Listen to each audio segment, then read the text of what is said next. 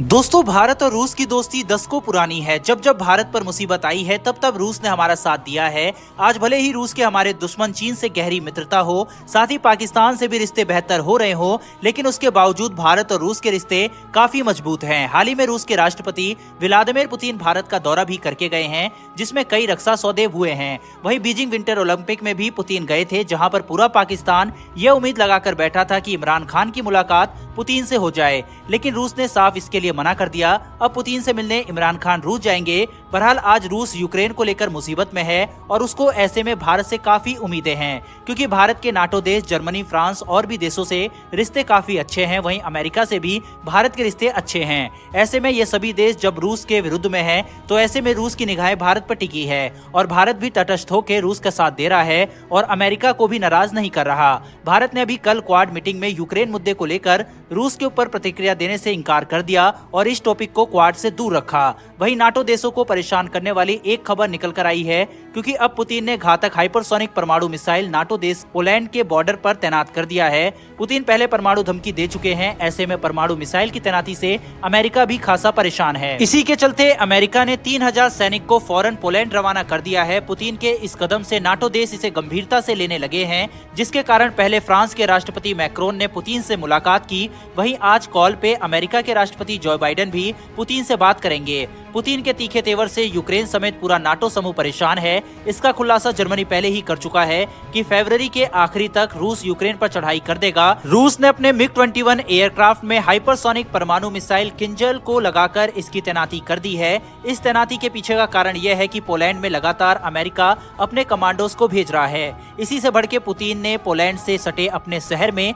Hypersonic परमाणु missile Kinjal से lace मिग-21 की तैनाती कर दी है। ये रूसी परमाणु मिसाइल आवाज की गति से 10 गुना तेज है। ये परमाणु बम गिराने में सक्षम है। वहीं इसकी मारक क्षमता 2000 किलोमीटर है। वहीं इसके अलावा किंजल मिसाइलें 500 किलो टन का परमाणु बम ले जाने में सक्षम है। वहीं 3 किलोमीटर प्रति सेकंड की रफ्तार से यह हमला करती है। यही वजह है कि आधुनिक एयर डिफेंस सिस्टम इसे ट्रैक करने में भी फेल साबित होगा। इन खतरनाक रूसी मिसाइलों का तोड़ अमेरिका और नाटो देश के पास भी नहीं है। किंजल मिसाइल की जहां पर तैनाती की गई है, अगर यहां से इसे दागा जाता है तो ये पश्चिमी यूरोपीय देशों की ज्यादातर राजधानियों और टर्की की राजधानी अंकारा को तबाह करने की ताकत रखती है। इतना ही नहीं, किंजल के नाटो देश पर हमला करने में मात्र 7 से 10 मिनट का समय लगेगा। विशेषज्ञों के मुताबिक रूस ने हाइपरसोनिक मिसाइलों की तैनाती के जरिए चेतावनी दे दी है कि अगर नाटो देश कुछ सैन्य गतिविधियां करते हैं तो उनको इससे जवाब दे दिया जाएगा। पुतिन की परमाणु धमकी और अपनी घातक मिसाइलों की तैनाती परमाणु युद्ध की आशंकाओं को बढ़ा रहा है। इसका जवाब ब्रिटेन, अमेरिका, फ्रांस कैसे देंगे, ये देखना होगा। अमेरिका भी फिलहाल रूस की ताकत से खौफ में है, क्योंकि रूस ने बेलारूस के साथ मिलकर यूक्रेन को 3 तरफ से घेर लिया है। रूस पिछले 20 दिनों से लगातार यूक्रेन के खिलाफ किलेबंदी कर रहा है और ये अब तक की सबसे बड़ी सैन्य तैनाती है। वहीं रूस ने दुनिया के सबसे खतरनाक माने जाने वाले डिफेंस सिस्टम S-400 की तैनाती भी यूक्रेन बॉर्डर पर कर दी है। यानी डिफेंस से लेकर अटैक तक सारी तैयारी मुकम्मल कर ली है रूस ने। ऐसे में रूस भारत से भी उम्मीदें लगाए बैठा है। वो किस चीज की मदद हमसे लेना चाहता है, ये मैं आपको आगे बताऊंगा। रूस फिलहाल हवा, जमीन और पानी तीनों जगहों पर परमाणु बम गिराने की तैयारी कर रहा है। ब्रिटेन के रक्षा मंत्री ने इस बात की जानकारी दी है। उन्होंने कहा है कि रूसी सेना न्यूक्लियर स्ट्रेटेजिक अभ्यास करने जा रही है।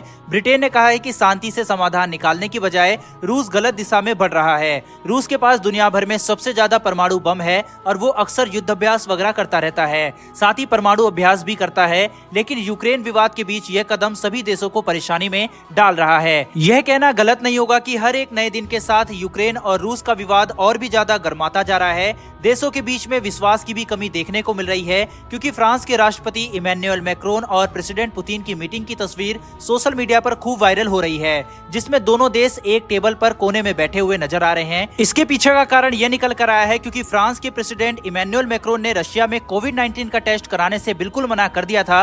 ऐसे में बताया जा रहा है कि फ्रांस को डर था कि रशिया के हाथ इमैनुअल मैक्रोन का डीएनए ना लग जाए। हालांकि रशिया मैक्रोन के डीएनए का क्या करता और उसका इस्तेमाल कैसे करता, यह फ्रांस की तरफ से नहीं बताया गया है। लेकिन इससे यह बात तो पता लगती है कि देशों की आपस में ट्रस्ट एकदम से खत्म हो चुका है। वहीं यूक्रेन मुद्दे को लेकर रूस चाहता है कि भारत उसकी मदद करे। अभी अमेरिका ने जापान और भारत से नेचुरल गैस सप्लाई नाटो देशों को करने के लिए कहा था, क्योंकि नाटो देश इसके लिए रशिया पर ही पूरी तरह से डिपेंड है। ऐसे में रूस नहीं चाहता कि भारत अमेरिका की बात माने। भारत हर इंटरनेशनल मंच पर, चाहे यूएन में हो या फिर क्वाड की मीटिंग हो, हर जगह इस मुद्दे पर तटस्थ दिखाई दे रहा है। इसका फायदा रूस को ही होगा। साथ ही अगर यूक्रेन पर रूस हमला करता है तो उस पर कई प्रतिबंध लगेंगे, जिसका असर उसकी अर्थव्यवस्था पर भी पड़ेगा। इसमें भी भारत उसकी मदद कर सकता है। वैसे दोस्तों, आपके हिसाब से क्या भारत को रशिया का साथ देना चाहिए या नहीं, कमेंट करके जरूर बताएं। फिलहाल दोस्तों, इस वीडियो में इतना ही। फिर मिलेंगे ऐसी एक नई वीडियो के साथ। धन्यवाद। जय हिंद।